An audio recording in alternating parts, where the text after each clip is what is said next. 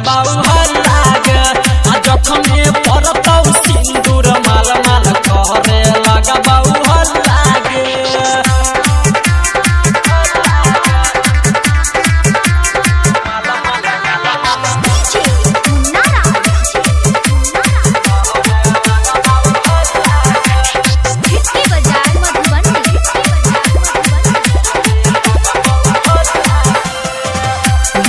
बोने बात के करो सुने छोड़िया तू आई गे हमारा संग के लही देबौ सबके बताई गे सबका खोल खोल कर रहबुआ मान बोने बात के करो सुने छोड़िया तू आई गे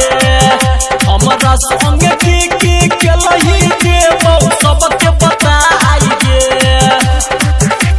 रखने अच्छी फोटो में तोहर पहले वाला गे रखने अच्छी फोटो में तोहर पहले वाला गे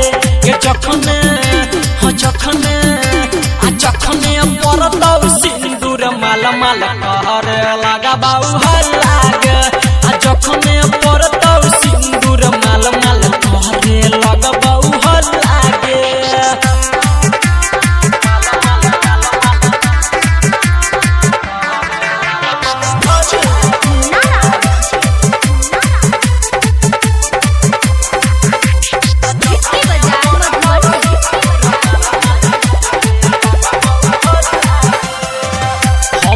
जब न भेलही छौरी के करो होई नहीं देबौगे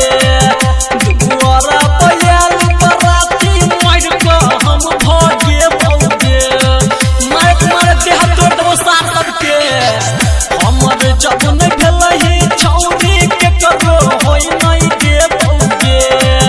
दुआरा पयाल बराती मार के हम भागे बौगे राइटर विकेसी अक्षय सुनील सब परब छतोरा पाला गे संदीप सुमन अभिमन्यु सब परब छतोरा पाला गे